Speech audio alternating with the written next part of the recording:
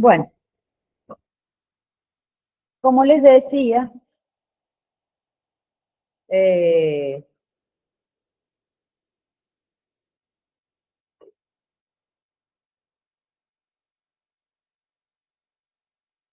no me conviene fijarla porque les voy a sacar de la pizarra. ¿Se ve la pizarra bien o no?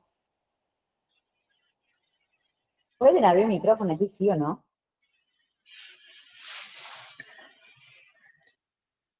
Sí, profe, se ve.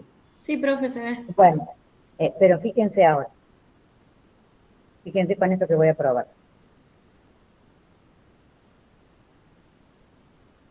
Ya les digo cuando lo pruebo.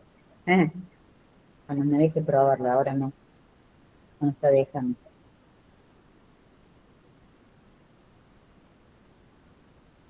No, no me está dejando. Bueno.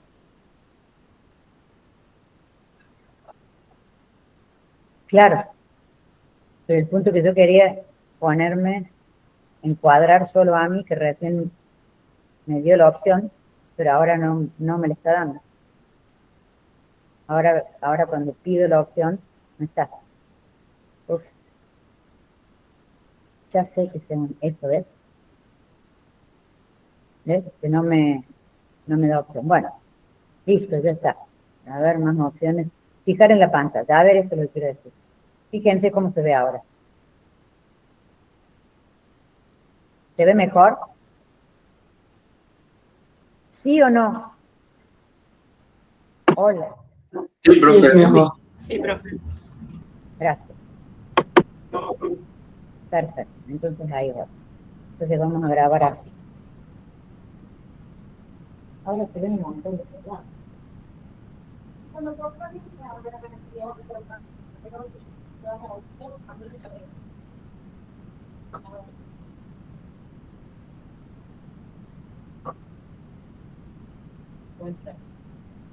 Corre la cama un poquito para que quede bien. Para que quede más. Bueno, acá comienza. Vamos a pensar en el MLP y por un lado vamos a ver, imaginar que tenemos, esto está en base a la nomenclatura de CERN.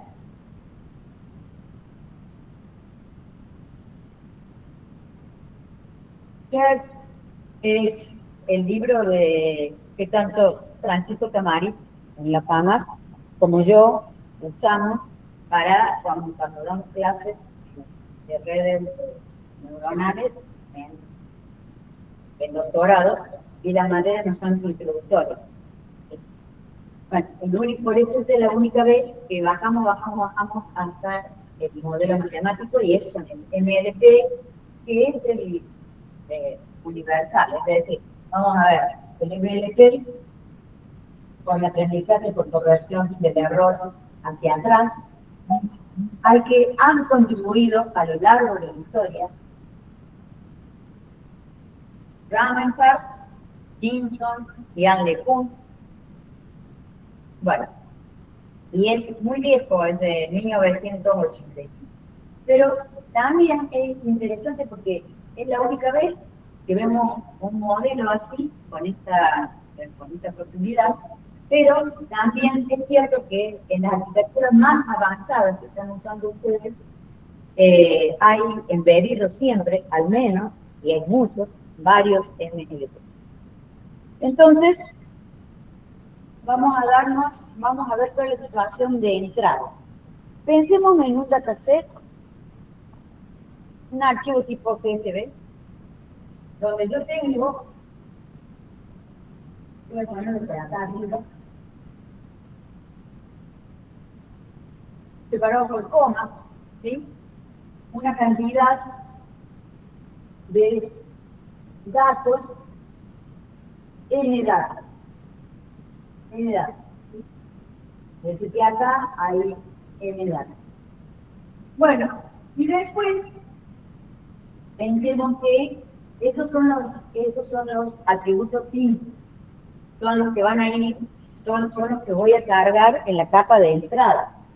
La capa de entrada, recuerden que la representación de la capa de entrada, ¿sí?, que le vamos a llamar, entonces la capa de entrada va a tener que poder representar esa información. Entonces la dimensión de la capa de entrada va a ser de 1 a n. ¿Sí? Esta va a ser la dimensión de la capa de entrada. Y el vector que representa la capa de entrada, que vamos a llamar isla. ¿Sí? El subíndice de la capa de entrada, ahí voy a poner todos estos los voy a volver a sacar. Después hablamos del subíndice de la capa de entrada. Pero yo acá quiero representar el vector de salida, la capa de salida. La capa de salida tendrá tantos elementos, neuronas, como necesite la información, o sea, la representación de la información de la salida. Entonces, por ejemplo, los otros días vimos una softmax que estaba, que era la función de activación de la capa de salida, y vimos que era para un clasificador y que tenía 10 clases. No recuerdo si usamos MNIS, Bayesian MNIS o Cifra-3. Pero ese clasificador tenía 10 clases. Entonces, es acá, y va a ser el vector de salida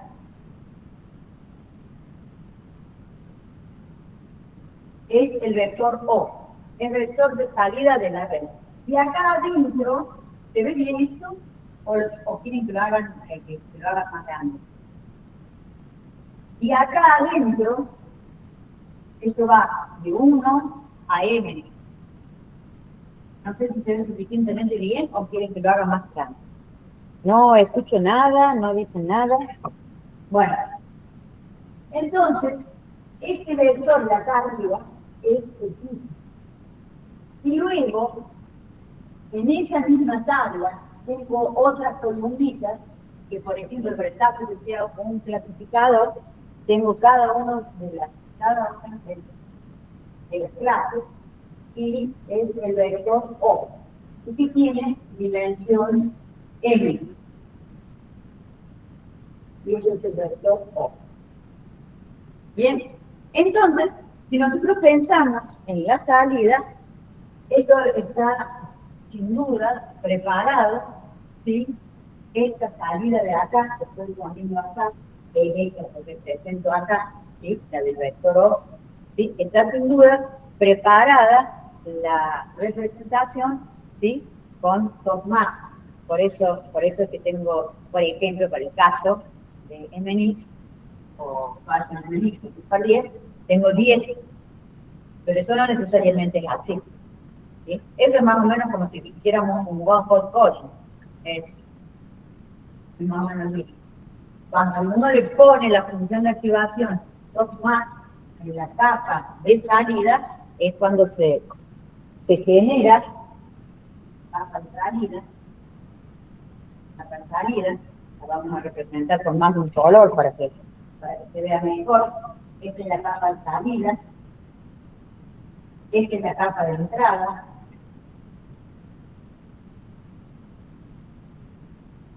¿Sí? Y bueno, entonces, ¿qué es lo que sucede adentro de la red?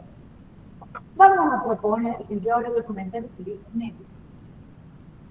Adentro de la red hay al menos una capa oculta. Esa capa oculta tiene el vector que representa las señales que atraviesan por ella, es el vector B. Y esta es la capa input, esta es la capa hidden, como representante de todas las capas ocultas que pueden existir dentro de la red. Vamos a trabajar con una sola capa oculta, y eso no le quita generalidad a nuestro desarrollo. Y esta es la capa output, es decir, tenemos la capa sensora, la familia de capas ocultas y la y la capa efectora. Bueno, entonces, lo que vamos a hacer es enviar la señal. ¿De quién? De uno de los elementos. Y los elementos, es decir, de una de las filas, estas, de una fila de acá.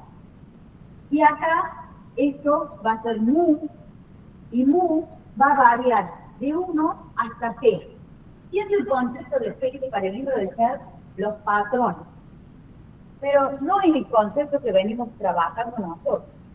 El P, que es el concepto que usa Hertz, en realidad se refiere a cada instancia, a cada ejemplo.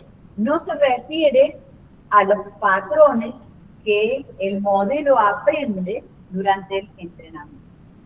Entonces nosotros vamos a ir, obviamente, si estamos hablando de esto, vamos a poner foco en nuestro algoritmo de aprendizaje.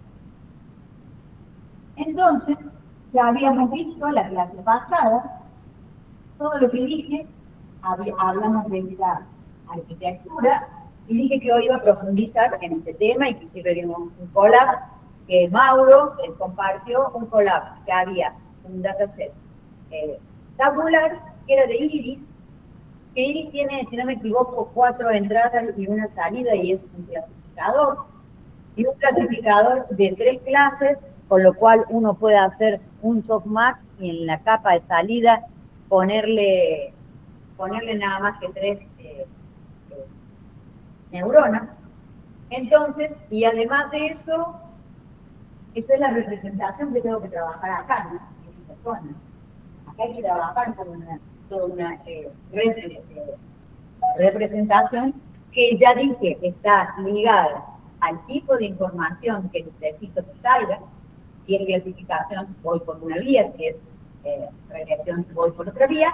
Y además de eso, está ligada a la función de activación del potencial post-sináptico.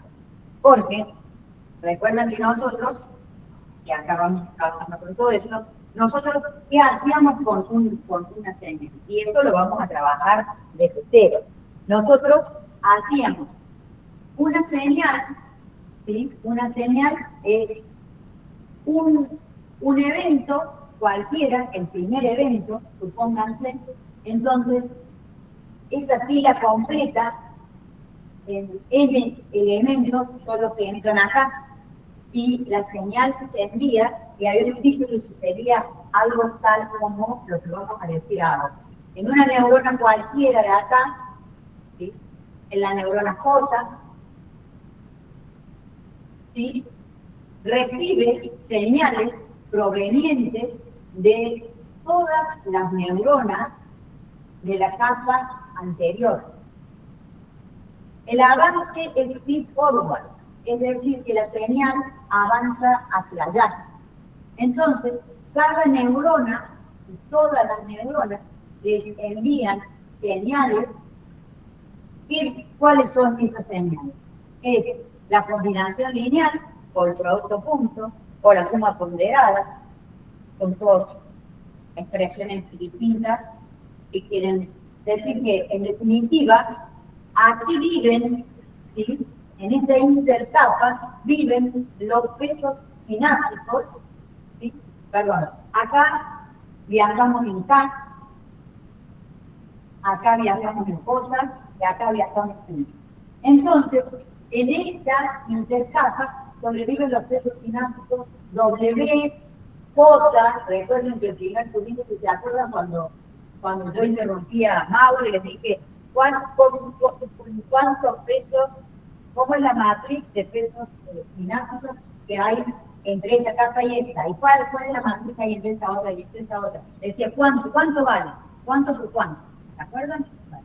Entonces, el WJ K. Es decir, que yo tengo en cuenta, a ella llegan K señales. Entonces, la sumatoria de la señal que recibe ella es en K. ¿Sí? Bueno, pero eso es para todas las neuronas, ¿sí? Entonces, por eso que la matriz de pesos sinápticos tiene dimensión dada por la dimensión de esta capa oculta, ¿sí? Por fila. Y esto, o sea, por columna, ¿sí? Entonces, la dimensión de esta capa oculta es n sub h. Es decir, que la dimensión de la matriz W que vive acá, ¿sí? Cuyas variables son J, K, la dimensión de ella, que lo vimos los otros días, es eso que le digo que interrumpió a Mauro, ¿se acuerdan? Que es n sub h por n.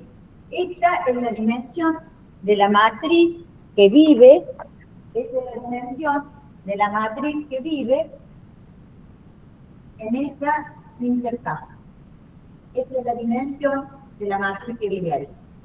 Y la dimensión de la matriz que vive acá es M por NH. Entonces, y esos son los parámetros, los W, son los famosos parámetros, los W, son los parámetros que cuando hablábamos de redes neuronales solas, eran pesos sinápticos. Ahora, todas las arquitecturas están en clave de parámetros. Los parámetros pertenecen al campo de los números reales, y como decimos siempre, se está trabajando mucho por eficientizar, porque son muchísimos parámetros que necesitan, cuando yo tengo tantos parámetros, necesito por lo menos tantos ejemplos por la cantidad de esos parámetros. Eso es como un criterio de sentido común para expresar lo común de la inteligencia artificial. Entonces, yo tengo que entrenar una red que tiene 70.000 millones de parámetros, necesito por lo menos 70.000 millones de ejemplos. Hoy en día, o sea, es un criterio muy básico, pero hoy en día se está trabajando mucho con eficientizar, porque obviamente el costo de entrenamiento no es tan sencillo así como estamos contando acá, pero tiene muchos acoplamientos, muchas mejoras para eficientizar, digamos, especialmente el cómputo del bloque que dejamos atrás, que es IA generativa. Es decir, todos los transformers, que es el motor de la IA generativa esencialmente, todos los transformers permanentemente, día tras día, salen mejoras para eficientizar el cómputo, para entrenar a estos parámetros. Bueno, el transfer learning es una cuestión, el reinforcement learning es otra cuestión, el fine-tuning es otra cuestión. Hay muchísimas mejoras, los niveles de seguridad, los niveles para entrenar, hay muchísimos. Bueno, pero esencialmente esto sobrevive. Bueno, entonces ahora yo voy a ir haciendo propagar la señal y voy a decir, en esta instancia viven los WJK, en esta otra viven los W y J. ¿Qué es lo que decíamos los otros días con esas láminas? Que la señal se enviaba, una señal completa, desde la capa de entrada hacia la capa de salida. Y cuando yo salía, lo que tenía que hacer es comparaba, y voy a escribirlo, voy a borrar esto, por favor. La señal, yo ahí comparaba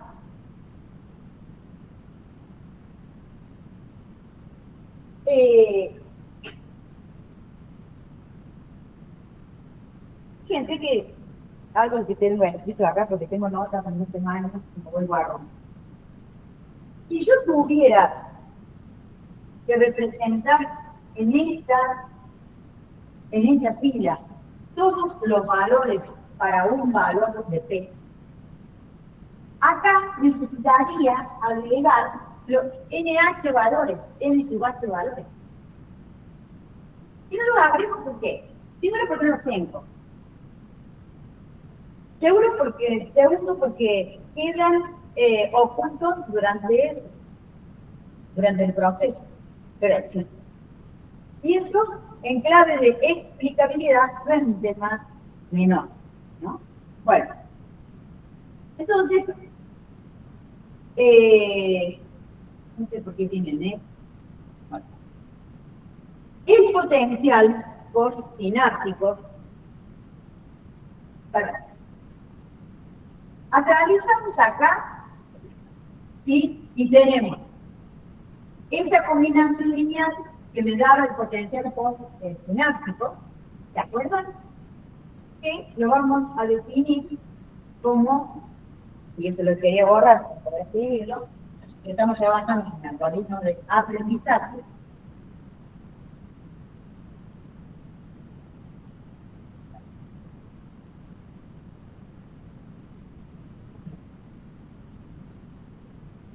Bueno, por lo menos esta clase sirvió para que se sumara de forma presencial un integrante nuevo de universidad.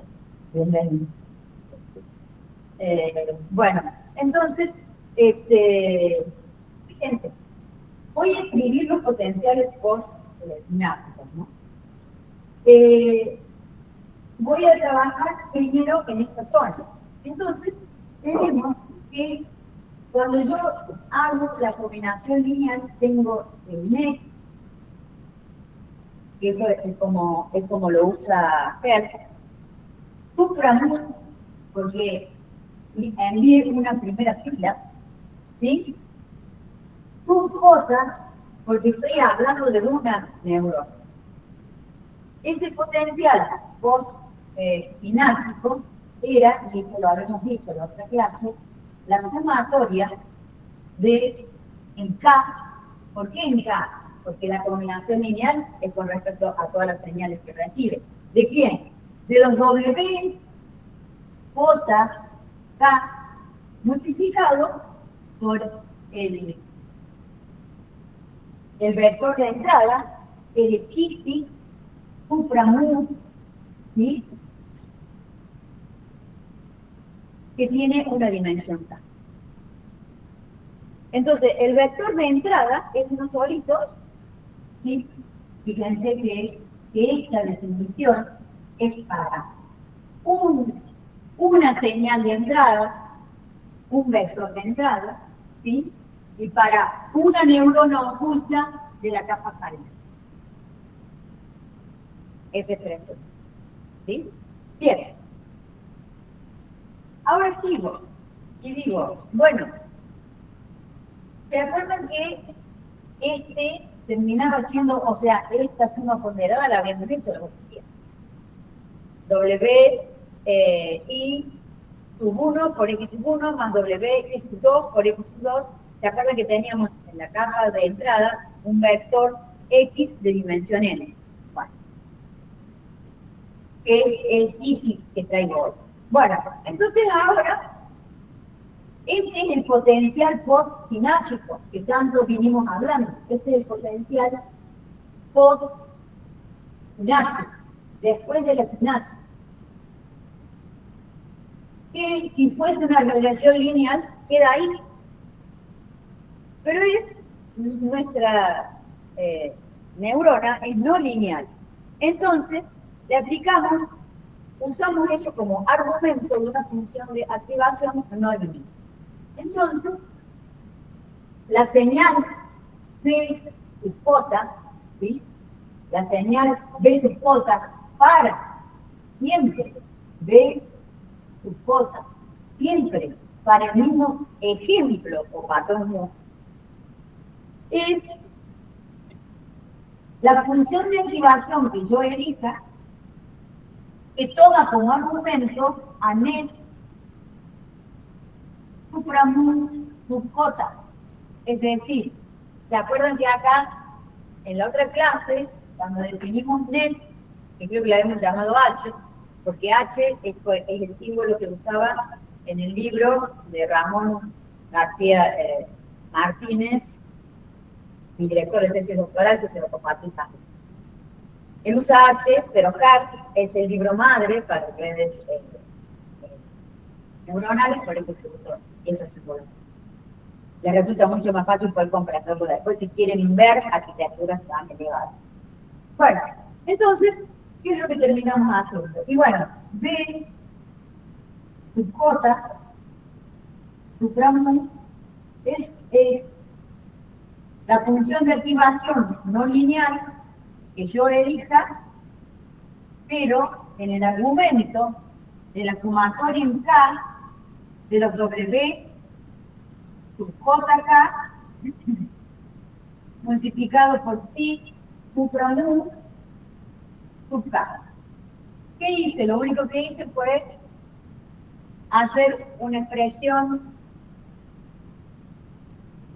extendida para entender bien quiénes son sus argumentos. La función de activación debe ser no lineal, ¿sí? En general se usan funciones sigmoides, tangente hiperbólica, cada uno tiene sus beneficios. ReLU se usa mucho para imágenes y toda la familia de ReLU, ¿sí? Softmax se usa mucho para un clasificador sencillo, ¿sí? Softmax es una función reusada.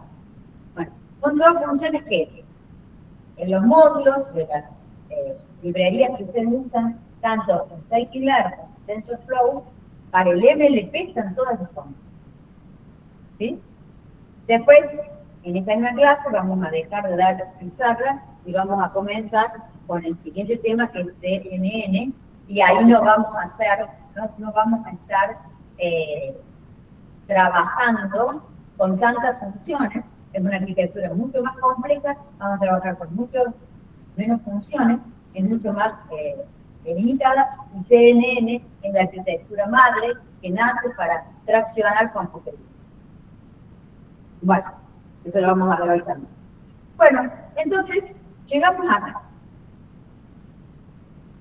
Hay que hacer exactamente lo mismo para una neurona cualquiera y, es decir, hay que hacer que todos los potenciales postsinápticos lleguen a todas y a cada una de las neuronas, porque este esquema lo hago para una neurona y para todas las neuronas, ¿sí? Y entonces, cuando yo tenga esto, voy a tener, ¿sí?, la señal que recorrió toda la red. Es la señal O. Entonces voy a dar exactamente eso.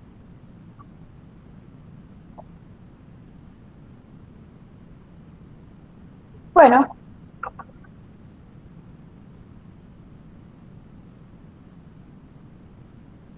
Entonces, sigo con el negro porque me parece que es el más visible de todos. Bueno, continúo aquí. Y yo voy a subdividir la pizarra para no irme muy lejos de acá. Y voy a hacer el potencial postsináptico, pero ahora el net y, es decir, del vector de salida, supramu, para un evento. Es la sumatoria, ahora va a ser la sumatoria en qué? La sumatoria en J. ¿De quién? De los W y J, ¿por quién? Por B, supramu, sub J. Lo mismo. Entonces voy a obtener un vector O. Y voy a obtener un vector O para todo esto. Bueno, vamos a ver, recién he avanzado en la señal. He avanzado en el sentido feed-forward. Pero luego me va a faltar la parte de para qué avance y para, en el algoritmo de entrenamiento, este avance sucede siempre. Siempre. El punto es que cuando estoy en modo algoritmo de entrenamiento, este avance se hace para ajustar los parámetros. En cambio, cuando estoy en modo fit, este avance se hace para ajustar los parámetros. Es decir, que falta bastante. En cambio, cuando estoy en modo previsto, este avance se hace para dar la respuesta frente a un ejemplo. Bueno, entonces sigo. Acá tengo el elemento O sub I del vector O supra mu. Obviamente es la función de activación de net y supra mu. ¿Qué hay que decir? La función de activación acá, a este nivel, era única, es una. La función de activación acá, a este nivel, es única, pero es otra. Estos son son muy pocos los modelos, que muy pocos, arquitecturas muy elegantes, que modifican su función de activación en cada caso. Es decir, que haya distintas funciones de activación a lo largo de toda la capa. Lo que sí, en todos los casos, la función de activación acá es una y la función de activación acá es otra. Que responden a diferentes fines. Yo estoy clasificando y tengo una capa de 10, que son 10 las clases, softmax es la otra, pero softmax acá por ahí después es muy progresivo. Entonces, casi nunca en las capas ocultas se usa softmax. Van a ver, softmax es típica de un identificador, como dijimos en la otra clase, porque no es la única forma de clasificar, también lo dije, cuidado con eso, no es la única. ¿Sí? Es la más vulgar, la más habitual, y que cuesta poco, tiene poco costo computación. Por lo cual se usa mucho. No significa que es lo único que existe, para nada. En otros días hay varios ejemplos de otras funciones. Bueno, entonces, O subir supra mu es, y hacemos lo mismo que allá, entonces el F de quién? De la sumatoria, vamos a poner de la sumatoria en J, de los W y J por B sub J supra mu. Fantástico. Ahora, ¿qué tengo que hacer? Que me vengo acá abajo. Yo me quedo con estas dos. Con esta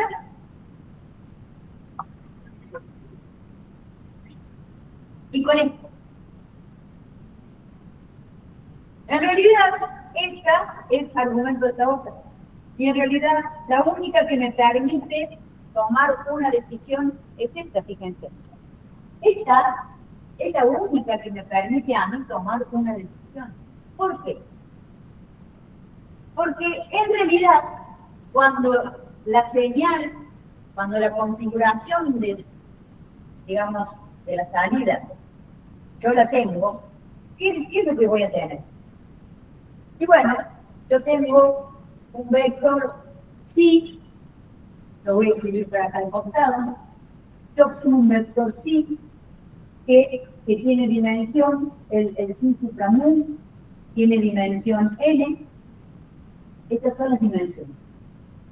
Este tiene dimensión n, tengo un vector O supra mu, lo que me da mi red, que tiene dimensión m, pero lo que yo tengo acá es O. Lo que yo tengo acá es O, si este es mi dataset, ¿sí o no? Respondan en el chat. Profe, ahí le están diciendo que el rojo casi ni se ve. Recién ahora lo dicen. Gracias, Andrés. De nada. Acá es el vector psi supra mu, que tiene dimensión n, el vector O supramu que tiene dimensión M, ¿eso sí se ve? Bueno, entonces yo acá había hablado de un dataset donde tenía tantas columnitas, si ustedes quieren, N columnitas que corresponden a los atributos de entrada y M columnitas que corresponden a los atributos salidos. Y yo acá había escrito O.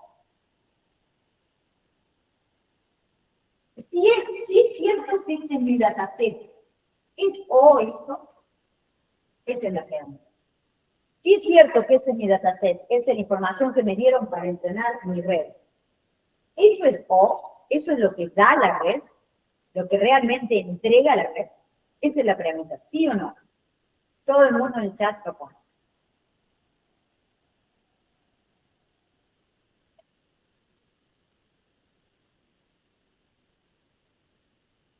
No puedo ver el chat.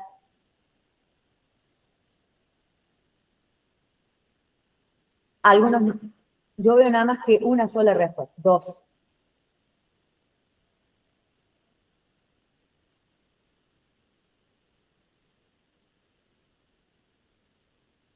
Gracias. Gracias. Bueno, ¿cuál es el punto? Si fuese O, lo que sale de la red es porque la red está entrenada.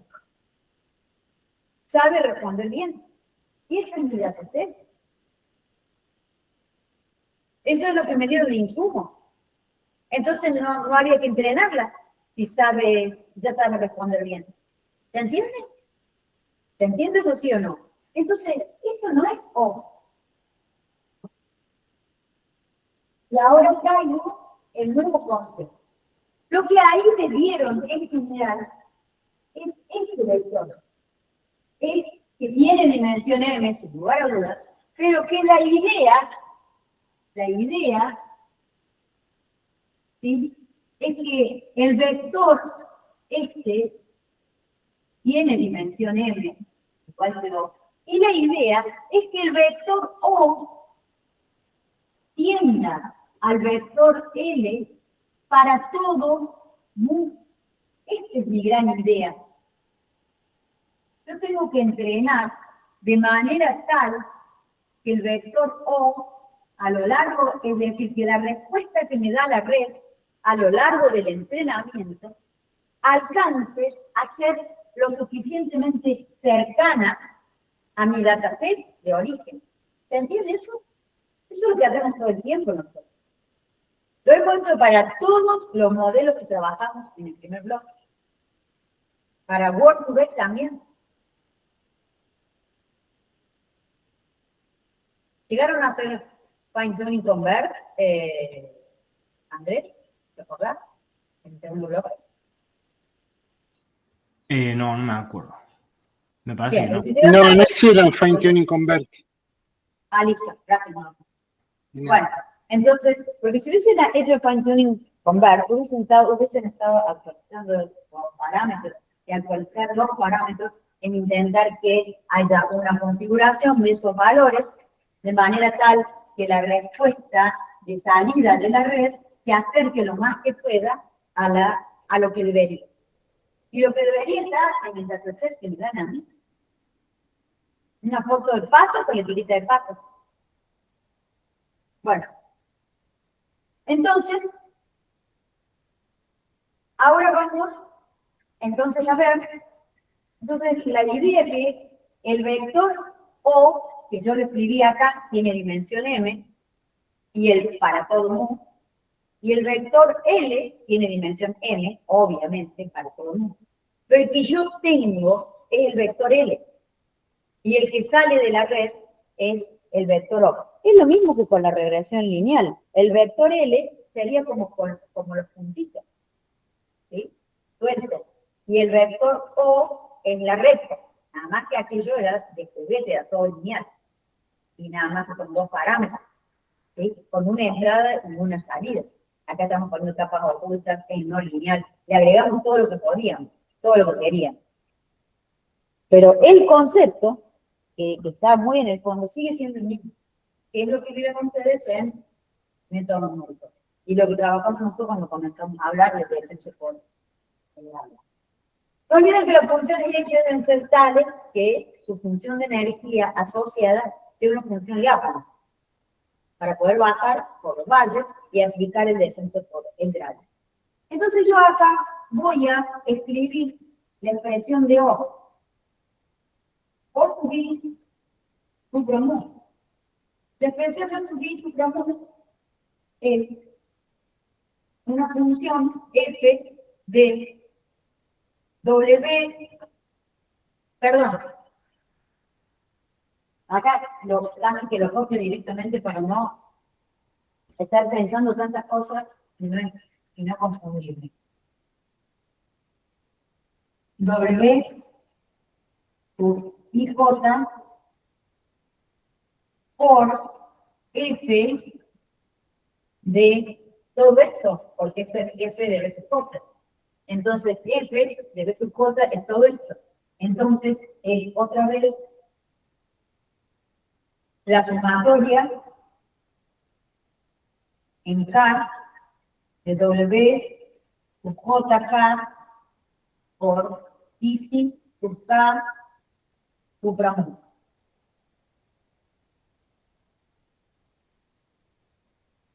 Bueno, eso es. Quiero ponerme el de ningún supramundo. Esta expresión hay que aplicarla para todas las neuronas, ¿sí? Y entonces, lo que hay que hacer es definir una expresión de energía como definíamos en la regresión lineal. Lo mismo. ¿Se acuerdan que teníamos el I del modelo menos el I del dato? Acá, el modelo es O y el dato es L. Y esa función de energía es exactamente la misma. Todos los optimizadores que ustedes usan están basados en el descenso por el gradiente para todo lo que se ha visto en el segundo bloque y lo que se ve en este bloque. Todo. Lo del primer bloque no, porque no es lo que tienen bastante menos. Bueno. Machine learning. Bueno, entonces, ¿qué hay que hacer? La función de energía es la misma que planteamos los S sub R, ¿se acuerdan? Y después había que derivar respecto de cada uno de los parámetros. En aquel momento teníamos dos parámetros que eran los coeficientes de la recta, A0 y A1. Ahora vamos a tener que derivar respecto de todos los parámetros. ¿Cuáles son todos los parámetros? N por NH más N más NH por N. Esa cantidad de ecuaciones diferenciales en derivadas parciales vamos a tener. Ese es el motivo por el cual el optimizador que se aplica es un método iterativo, de descenso por el gradiente, y todas sus mejoras, ¿no? Entonces, la función de energía, si ven esto acá, la función de energía es un medio, y en un medio después se justifica, de la sumatoria en un, es decir, para todos los patrones y para todas las neuronas de salida. Es decir, para todo el vectorcito de acá, que representa el tamaño del vector de salida, ¿sí? Pero para todos los patrones, es decir, para todas las filas, para todos los eventos, para todos los ejemplos, ¿sí? Fíjense, esto que estoy poniendo acá es obvio. L sub I supramundo menos O sub I supramundo al cuadrado. La gran contribución. Bueno, por eso tangente hiperbólica se puede usar, y sigmoide se puede usar. ¿Qué hay que hacer con esto? Hay que definir el algoritmo del descenso por el gradiente y acá paramos. El algoritmo del descenso por el gradiente, por ejemplo, es el delta WI, que es menos la derivada parcial de la función de energía. La función de energía está dada respecto de todos los parámetros. Es una función en W. respecto de W y J. Es decir, ¿qué tengo acá? Para cada parámetro que tengo que encontrar, tengo una derivada parcial, como lo dije. En esto es lo que se aplica el algoritmo del descenso por el gradiente, que lo único que hace es establecer un método iterativo por bajar, para bajar por el camino de máxima pendiente respecto de cada uno de los parámetros. Entonces, bueno, el algoritmo del descenso por el gradiente no lo vamos a hacer. Es error, energía o costo. Porque a veces acá pregunta Germán si es función de energía o de error. ¿Es de error, de energía o costo? Según los algoritmos se les ha usado y según es log. Es log. Y es lo que tiene que minimizarse. O sea, el objetivo es hacer mínimo esto. ¿Por qué? Porque en la medida que esto sea mínimo, estoy diciendo que el error cometido es el mínimo. ¿Sí? En los, pasa que, ¿por qué se le llama función de energía también? Porque muchas veces a los se lo usa a través, representa a través de la entropía. Hay muchas formas de representarlo. Entonces, por eso es, por ejemplo, en los árboles de decisión, algoritmos muy bobos para estas personas. Sin embargo, por detrás, el algoritmo de funcionamiento no es nada. Tienen funciones de energía por detrás, tiene funciones de entropía por detrás. No es tan fácil señalar. Su uso es muy fácil. Nosotros no hemos visto por detrás el algoritmo de entrenamiento de ninguno de los modelos de propiedades. El único que podríamos haber visto es el de clustering zone, porque es redes neuronales. Si no, como que no tendría sentido. Ahí ¿no han pedido que admita a alguien? Bueno, no sé. Bueno, el punto es que ¿qué hay que hacer acá? Fíjense que la función de NET hay que desarrollar todo esto. Hay que encontrar, fíjense que, ¿puedo sacar una foto? ¿Se ve esta última parte de acá o no? No. ¿O sí? No, muy poco. Bueno, entonces, por favor, no. Nosotros, ¿qué tendríamos que hacer ahora? A ver. ¿Qué tendríamos que hacer ahora? Trabajar con esa última expresión a la que llegamos. Ahí lo vamos a subir después al grupo, a esta foto que estamos sacando de trabajar con esta expresión que llegamos acá. Ese es el core del entrenamiento. Entonces, habría que plantear el algoritmo del método iterativo. ¿Se entiende? De descenso por el gradiente. Entonces, sería más o menos esto. Lo voy a borrar un poco acá arriba. Y entonces, ahí ya el probablemente queda grande contribución. Entonces, de acá, no me voy a borrar todo, porque hay una cosa importante que vean. Esto es un algoritmo de descenso por el gradiente que es muy sencillo y que el delta de W y J, uno de los parámetros, cómo se actualiza, ¿sí? Es un eta, que es la tasa de aprendizaje entre 0 y 1, no puede ser tan alta para que no se me vaya a mínimos espurios, para que se me vaya a otros valles, y puede ser tan baja de manera tal que me tenga un costo alto. Entonces, eso obviamente, hay mucho de heurístico acá. Definitivamente queda la sumatoria en mu, fíjese, Para actualizar un parámetro necesito correr todo el patrón. Obviamente, un minibat, un backside.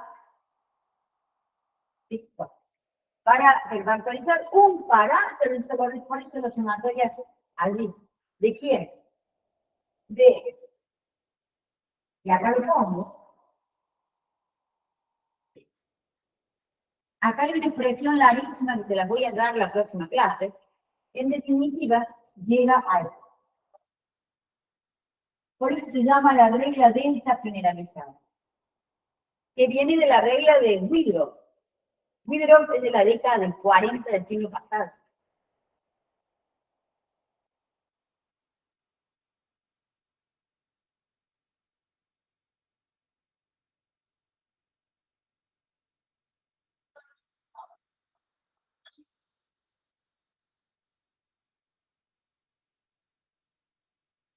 Bueno, y sin lugar a dudas, lo que yo encontré, fíjense que ve su cuota supramu, pero si yo, bueno, delta y depende. Vamos a derivar esto la próxima clase. Y vamos a encontrar, no quiero seguir porque me interesa cerrar un concepto nada más. La próxima clase voy a avanzar con esto nuevo. Cuando derivamos, vamos a derivar esto. En definitiva, vamos a estar derivando esto respecto de W y cota. O sea, por casa. Resulta que NI es un dato. Y yo subí en la expresión esta. ¿Sí? Para derivarla respecto de W y J tengo que desandar todo el camino. ¿Lo ven? Todo esto es esto por la derivada de todo esto. Esta es mi variable. Esta no es variable ahí. Entonces, eso es lo que sí seguro me doy cuenta que aparecen primeras derivadas de las funciones de activación, seguro. Entonces, por eso decíamos del fenómeno de supresión del gradiente. Hay, o sea, cuando por el tipo de funciones de activación que usamos, las derivadas primeras, ¿sí?, se van haciendo cada vez más pequeñas. Entonces, esas derivadas primeras hacen que avance muy poco en la capa de, digamos, el aprendizaje, sobre todo en las capas que están a la entrada de la red. Entonces, eso es lo que hacen cuando yo derivo para encontrar esta función de energía, para encontrar esto, para usar el descenso por el gradiente, resulta ser que en algunos, que cuando tengo muchas capas, se pierde mucha capacidad de actualización de los W y J. Entonces, eso nada más lo tengo que decir. Fíjense, eso nada más. Que de su cuota es una sola capa oculta. Pero yo con eso, cuando yo la abro todo para atrás hasta la entrada. ¿Qué está haciendo acá? Está midiendo. Es como que los delta, habita el delta I, que es el que redistribuye el error, y por eso se llama propagation. Es el que distribuye el error hacia atrás. Acá van a ver que hay un delta J. El delta, esto es una expresión resumida que surge de derivar acá, y es lo que no voy a hacer. ¿Sí? Toda esta expresión, que es bien grande, y la dejamos para el próximo jueves, es la que se reemplaza acá y que ya me doy cuenta que tiene que ver con las derivadas, por eso les conté esto de acá. ¿Sí? Bueno, este delta, por delta sub I, es para todas las neuronas. Y de alguna manera distribuye, ¿sí?, y, digamos, cuando uno lo ve completo, en proporción a los errores que vinieron cometiéndose para que el resultado sea ese. Entonces, distribuye hacia atrás. Por eso es esto que les contaba, que se abre para atrás, y uno puede ver que las derivadas primeras van incluyendo y amén de los precios sinápticos. de este y de este. ¿Sí? Bien. Entonces, por eso que la retro que o sea, propaga hacia atrás el error. Y entonces, pero acá el que se está corrigiendo es lo que importa. Pero acá, estos pesos sinápticos de esta capa intervinieron para que esto sea. Y ese cargar más que todo. Y esto es por lo que Hinton esencialmente ganó el Nobel junto con Koch. Obviamente que es caroso de las aceitunas de la cena de él, pero por ahí puede, digamos, de gran contribución, digamos, a quienes la pasan. Bueno, entonces, lo importante es que ese mecanismo se activa y entonces, si yo logro un algoritmo para delta supramu subir a lo largo de, o sea, para este nivel y otro mecanismo acá para este otro nivel, lo que voy a hacer no es solamente predecir O, sino en función de comparar, hacer esta comparación, introducir esa restricción, definir la función de energía y minimizarla y proponer que todos los parámetros ahora no se van a hacer como hicimos en la otra clase, sino que van a hacer por el algoritmo del descenso. El gradiente, el algoritmo del descenso comienza acá. No les digo cómo es la expresión esta extendida, la vamos a ver en la próxima clase, pero yo me voy dando cuenta que ahí estoy corrigiendo, ¿sí? Para todos los eventos, ¿sí? Un parámetro. Y esto para todos los parámetros que viven en esta intercapa, y lo mismo para todos, porque va a haber un delta JK, que es mucho más complejo que esto. ¿Por qué? Porque no hay una comparación como esta. No hay una comparación de lo que me da contra lo que tiene que darme alfa dentro de la capa oscura. No existe.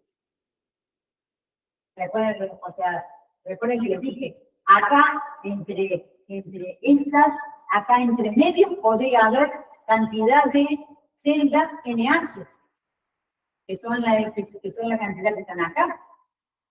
Pero no las conozco y me sirven para el proceso, pero no las necesito. ¿Sí? Entonces, pero sí sirven a la hora de la explicabilidad. Son absolutamente inútiles porque son bolos, no sirven a nada. Bien.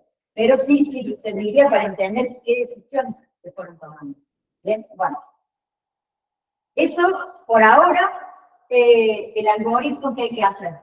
Decidir cuántos P, lo que dijimos en la otra clase, cuántos P entran en este universo, para todos esos P, girar, plantear la función de error, o planteado, el algoritmo, las derivadas, algoritmizar todo, lo tengo todo listo, todo preparado, todo paso a paso. Si hubiera que dar una clase para que ustedes hagan un algoritmo, la podríamos hacer completa, y ustedes tendrían todo, las derivadas parciales, la expresión, todo para que sea sencillo. ¿Qué coeficiente tomar? Porque cada función tiene parámetros que conviene explicarlo. Bueno, tengo todo listo en estas notas de clase, pero no es el nivel que se espera para este curso. ¿Sí? El nivel que se espera para este curso, ustedes adquieran, ¿sí?, dimensión de cuán complejo es. Porque las librerías están hechas, así que no hace falta ponerse a hacer nada. Bueno, entonces, como dije, a este nivel es comparable, en los niveles ocultos nunca. Entonces, a medida que avanzo para acá, se complejiza más esto, porque imagínense que la función de la función, cállase, y las derivadas son más chiquitas. Entonces, eso es lo que hace el gradiente. Y estas delta que acabo de poner acá, espero que se vean, son las que de alguna manera están explicando la propagación del error hacia atrás. Y el modo en que se corrigen los pesos sinápticos, en definitiva, ¿sí?, a través del algoritmo de descenso por el gradiente. Esto está limpio, ¿eh? Acá le falta un montón de parámetros, muchísimo. El momento. Vale. Bueno, entonces, eso así funciona en modo entrenamiento. En modo predict, Esto no existe porque no se actualizan los parámetros, no se actualiza nada. Entonces, delta supramu qd pierde sentido. Todo esto pierde sentido. Nunca se pone esta función objetivo, nunca. Pero, sin embargo, y acá hay una cosa que es bien importante. El log, ¿sí? Se puede, esta es una pregunta que dejo para los estudiantes. El log. Cuando yo hago validación, ¿cuál es la diferencia estricta entre validación y testeo? El log, ¿a dónde está vivo? El accuracy, ¿a dónde está vivo? Yo siempre digo, para mí, la validación es validar el modelo. Para validar el modelo tengo que tener pruebas, ¿sí? Ejemplos a los que el modelo no se enfrentó, ¿no? Pero que tengo sus... pero podría haberlos usado para entrenar. Una patología.